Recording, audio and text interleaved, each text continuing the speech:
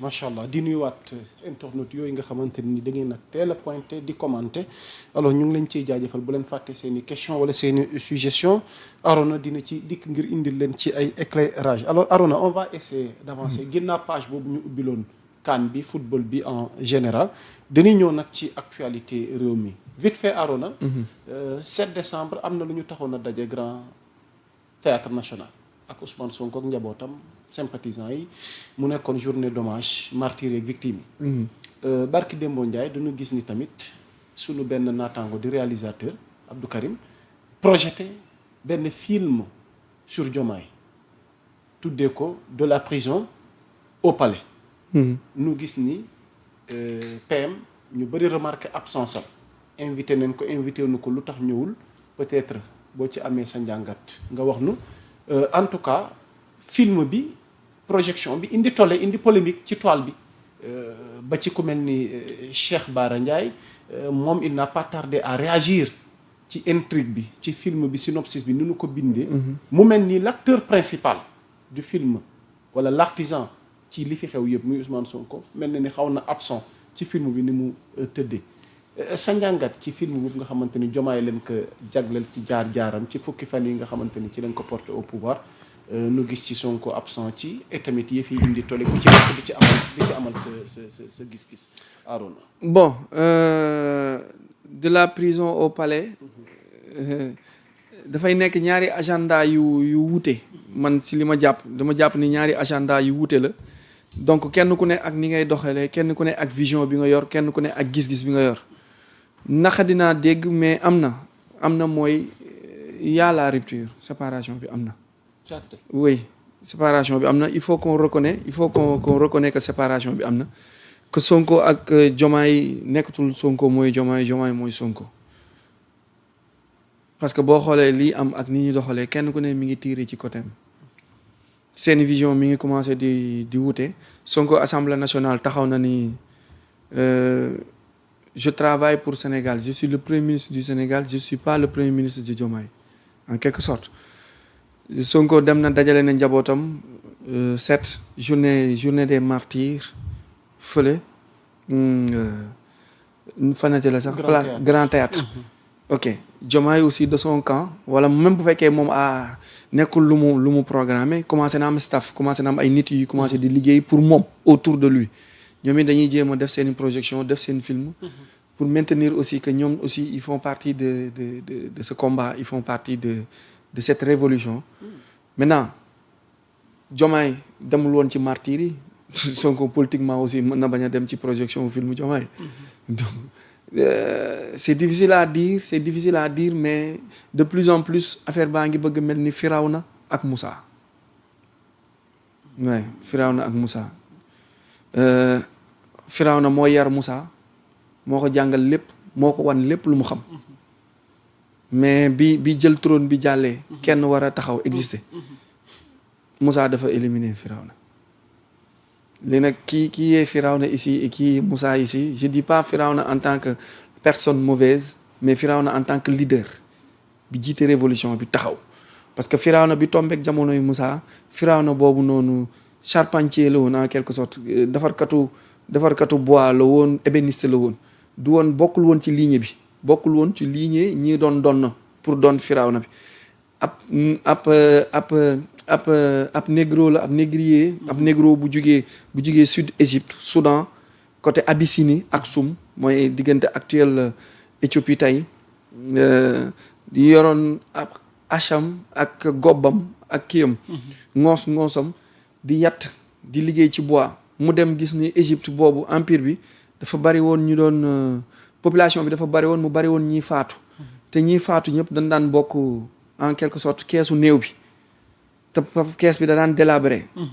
nga koy loué ngay am problème mu defar kees Firawna boobu ñëw am xam-xamu yatt ay kees yu bari ba pare proposé ko buur bi proposé ko Firawna bi ni ko am naa idée wu nga jël ma defaral la ay kees bu ko fee ne ku ñu ciy dugalati ku deewati ku ciy dugalati mu fay mu nekk benn système bu nga xamante ne système économique la mu dem ba Firawna bi dugal ko ci dugal ko ci geôlier yi dugal ko ci argentier mi dem ba dugal ko ci système bi noonu la grimpé fexe ba xeex ak ñoom ba jël pouvoir bi donc exemple en terme de lucidité en terme d'endurance en terme de projection en terme de vision en terme de promptitude et en terme de fierté et d'engagement mën nañ méngale Ousmane Sonko comme un leader bu nga xamante ni bokkul woon ci système bi du woon politicien kenn xaaru ko kenn gisu ko par contre dañ ko doon bundu xatal mu fexe ba imposer wu ramper yéeg fexe ba samp dara ba téye trône bi maintenant bi mu téyee trône bi ki nga xamante ni daf ko yaroon di ko tette ànd ak moom di ko jàngal naka la ñuy def mu dem ba toll fu nga xamante ni dafa def face to face boobu noonu su amul tuuti taxawaay kee mën na jëlaat mën na nangu lépp ci moom donc moo tax yàlla Dieu est la répétition dans le temps su ne où est Dieu wala qui est Dieu neel Dieu c'est le temps parce que amutul jotu di defaraat ndax lépp lu mu defoon day amaat dañ koy gisaat ci sunu vie li naan ësal ba mooy ëbbët ñenn ñi sax nee naan min ka ilayka yow yaay man maay yow li amoon fee mooy amaat donc la vie est une répétition des faits yi nga xamante ni mi ngi ci Coran bi ci Bible bi wala ci Tawret bi donc c'est des phénomènes yi nga xamante ni on le voit plus souvent donc si le staff l'entourage de Ousmane Sonko est conscient de l'envol que Diomaye a pris ci beneen yoon axe bu nga xamante ni bokkul woon ak combat de début bi ñoom ils ont raison maintenant ñu commencé nag di préparer wu ñoom di liggéey ci seen camp pour xool naka la ñuy def ñoom tamit pour mën a am dara lu taxaw 2029 parce que boo xoolee nii yoon bi jëlee ku nekk jël nga sa yoon donc moom bu tegee filmam c'est pour montrer que man bokk naa joué naa am na sax ñu ni que lan nga bokk nan nga joué parce que yow jour bu dugg à la 85e minute nga dernière quart d'heure bi nga dugg blessé woo amoo carton rouge nee nañ ñaga ñaaw amul ko fa dee amul kun fa tëj police dugg fa rey ñu fa kenn donc yow nàccalun la ba ngay dem prison sax yaa exposé sa bopp yaa jox sa bopp policiers yi pour ñu yóbbu la nga joué nga dugg 85e minute fekk kii rey boppam match bi jeex nga ñëw bëgg récupérer victoire bi ci moom yooyu la ñi nga xamante ne ñenn ñi ngi nekk di ko wax mais politique bi ñu nekk di def aussi moo doy waar mais politique ci boppam doyul waar mais ñi koy def ñoo doy waar moo tax il faut rééduquer la population justement mu mel ni ci contre-attaque boobu tu l'as si bien expliqué foofu laa dikkee ak yow ci renforcement bi nga xamante ni fi mu ne am na ci biir Pastef mu mel ni Ousmane Sonko il vise 1 million de militants actifs mu mel ni il a fixé le cap à l'horizon 2026 parce que démb ñun ñëpp ñoo ko jotandoo ci Ousmane Sonko ni mu yeesalaate ni mu réorganiser waate ni mu fixé le cap ci 2026 gii nga xamante ni moom la ñuy dugg ngir ñu war a mën a dajale 1 million ci ay militants yu actifs parce que am na lu ne suñu kanam lu waral fi mu ne nii une telle réorganisation une telle remobilisation des bases maanaam troupe bi lan moo xew Diomaye Ousmane Sonko 1 million de militants actifs nag wax non am na ko Sonko waaw Sonko am na 1 million de militants actifs am na ko problème bi mooy amagul base bi mooy base bi amagul kii bi bokk données voilà base de données bi mooy 1 million actifs yi mu am la sa tur sa sant sa date et lieu de naissance sa numéro carte d'identité ak sa numéro carte électeur ak sa commune et sa lieu de vote loolu moo des mais loolu bu ko équipe technique bi defee ñu def ko commune par commune ñu monter les 556 communes ñu remonter ko vers les 46 départements ñu remonter ko vers les 14 régions bu ñu ko indee à l'état central au niveau national Sonko a 1 million de militants actifs qui existent avec pièce d'identité yi mën a voter am na ça existe y en a loolu c'est pas quelque chose de compliqué de il l'a okay. Parce que sur les 4 millions yi nga xamante ni wala 7 millions yi nga xamante ni am nañ sympathisants ci moom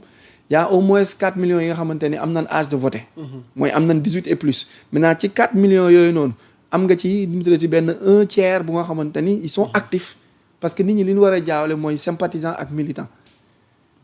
waaw d'habitude sympathisants yi ñoo ëpp militants yi ñoo gën a tuuti mais militants yi ñoo ëpp coow mais ñoo gën a tuuti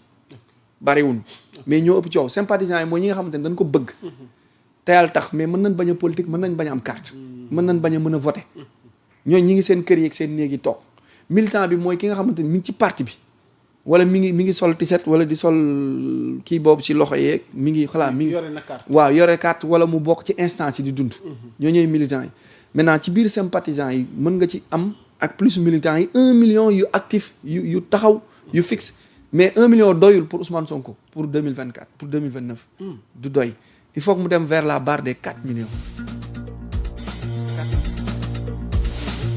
parce que élection yi di ñëw bu nu ubbee liste électorale lu mu bon dina amaat yeneen 600 000 wala yeneen 1 million yu dugg exactement yu dugg dina am 1 million et plus yu dugg donc mu téye benn 4 millions bu dëgër moo doon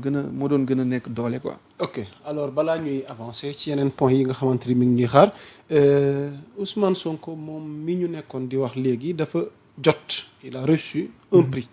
donc Ousmane Sonko reçoit un prix d'honneur de la CNDH pour sa contribution aux droits de l'homme Amsatou Sow Sidibé mi jiite la commission nationale des droits de l'homme daal di koy remettre li nga xamante ni boobu prix d'honneur la parce que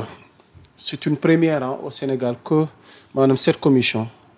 taxawal li ñuy tuddee le prix national des droits de l'homme au Sénégal et maintenant pour saluer ces actions positives du gouvernement en matière de droits humains la commission a décerné au premier ministre Ousmane Sonko maanaam un prix d'honneur remis à la primature même si de l'autre côté une certaine opposition ñaawlu nañ vraiment que Ousmane Sonko war a mën a mériter un tel prix Arona vite fait sa njàngat balaa nuy jàll ci prix boobu ñu jox Ousmane Sonko. di nuyu professeur Amsatou Sow Sidibé mi jiite commission nationale des droits bi nga xamante ni mi ngi dox ci àq ak yelleef ak ci lépp lu nga xamante ni wareef la ci nit ak moroomam mais nit ak société bi en quelque sorte mu organiser démb pour la première fois le premier prix la première édition mu génnee le premier prix national mu génnee ci ñetti titre politique El Malick Ndiaye président assemblée nationale Ousmane Sonko premier ministre de la République du Sénégal ak Bassirou Diomaye Diakhar Faye président de la République du Sénégal ñetti titre politique pour seen soutien pour ñooñu naan Ousmane Sonko mérité wu ko ma wax leen prix lan la pour seen soutien ak seen taxawaay ak seen jàppandi ci li nga xamante ne jot nañ ko def pour àq ak yelleefu droit wu nit ñi gën a leer donc prix de récompense la de reconnaissance ci actes yi nga xamante ni jot nañ ko yëkkati def ko pour